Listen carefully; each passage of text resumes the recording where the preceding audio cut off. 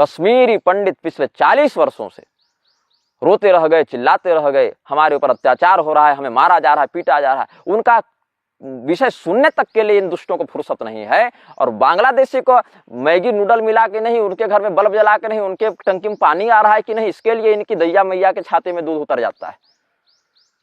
तो कश्मीरी पंडित जिसने अपनी पीढ़ियां गंवा दी, मरते हुए देखा अपने बाल बच्चों को मार मार कर, जिनके पतियों के सामने उनकी पत्नियों का बलात्कार कर दिया गया, बाप के सामने बेटी का बलात्कार कर दिया गया, बेटा का मांस काट काट के माँ के मुंह में ठूस दिया गया, उनको ये कहते हैं कि नहीं, ये तो कोई बात ही नहीं हुई है, हमारे पास इतनी फुर्सत नहीं है कि हम इनके केस को सुन सकें। लेकिन रोहिंग्या के साथ कोई अन्याय न हो जाए, इतनी दूर से आए हुए लोगों के लिए घर बना है कि नहीं, वो भी यहाँ पर आतंकवाद ही फैलाएंगे और फैला रहे हैं। अनेक स्थलों में चोरी डकैती दंगे फसाद हो रहे हैं, दिल्ली में हो रहे हैं जहाँ पर उनको बसाया जा रहा है। उन क्षेत्रों में आपराधिक घटनाओं को देख लो तुम लोग, वहां पर जो है इन्हें बहुत बड़ा कामधेनु का वात्सल्य इनके हृदय में उमड़ जाता है।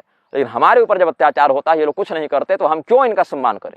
जब हम जान रहे हैं कि ये व्यक्ति हमें ही कष्ट देगा, ये व्यक्ति हमारे शत्रुओं का हितैषी है, हमारे शत्रु जब हम पर आक्रमण करते हैं तो ये व्यक्ति भाग जाता है, और जब हमारे द्वारा इनका विरोध किया जाता है तो मुंह उठाकर न्यायाधीश बनकर आ जाता है कि हम माननीय हैं, तो किस मुख से जनता सम्मान करेगी बताओ? एक पुरुष अगर अपनी स्त्री से रमण करे तो उस पर तुम मैरिटल रेप का एक्ट लगा सकते हो। वही पुरुष अगर व्यभिचार करे दूसरे की पत्नी के साथ तो तुम्हारे लिए मान्य हो जाता है। जिसका चरित्र सही नहीं, जो व्यभिचार का समर्थन करता हो, ऐसा व्यक्ति क्या न्यायाधीश बनेगा? ऐसे व्यक्ति के लिए क्या सम्मान हृदय में उत्पन्न होगा? भाई, पूरे देश को तो वेश्यालय बनाने पर तुम लोग तुल गए हो, पूरे देश को वेश्यालय बनाने पर तुल गए हो। और अब तो अदालत की चेंबरों में वो दिल्ली के न्यायाधीश का आया था ना, अपने क्या थी स्टेनो, उसके साथ रमण करते हुए। तो स्वयं जो व्यक्ति वेश्यागामी हो जाता है, स्वयं व्यभिचारी हो जाता है, स्वयं जिसके अनैतिक संबंध हैं, वो व्यक्ति दूसरे निष्ठावान व्यक्ति, चरित्रवान व्यक्ति को तो चाहेगा ये भी शराबी कबाबी जुआरी बन जाए। शराब में, व्यभिचार में, पैसे में, घूसखोरी में पेशकार जज के सामने घूस लेते रहता है, जज की आंखें फूट जाती हैं, उस समय दिखता नहीं है उसको भी ये भ्रष्टाचार।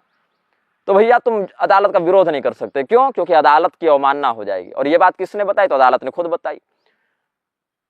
बड़े कृपाल जी ने छोटे चंद्रचूड़ को बना दिया जज, चंद्रचूड़ ने कृपाल को बना दिया, कृपाल ने फिर चंद्रचूड़ को बना दिया। तो तुम हमारी खुजलाते रहो, हम तुम्हारी पीठ खुजलाते रहेंगे, और दोनों मिलकर जनता पर अत्याचार करेंगे। मतलब व्यक्ति अगर अपनी पति पत्नी, पहले तो इन लोगों ने परिवारों को तोड़ना प्रारंभ किया, परिवारों को जब तोड़ दिया, जब सफल हो गए कि चलो ठीक है, दहेज एक्ट ले आए, ये ले आए, वो ले आए, झूठा केस, यहां तक कि 5-5, 2-2, 3-3 वर्ष के बच्चे तक को जेल में डाल दिया जाता था दहेज एक्ट में। 2 वर्ष का बच्चा भी, 2.5 वर्ष का, 3 वर्ष का, गर्भवती महिला भी अगर घर में है, सबको जाकर जेल में डाल दो।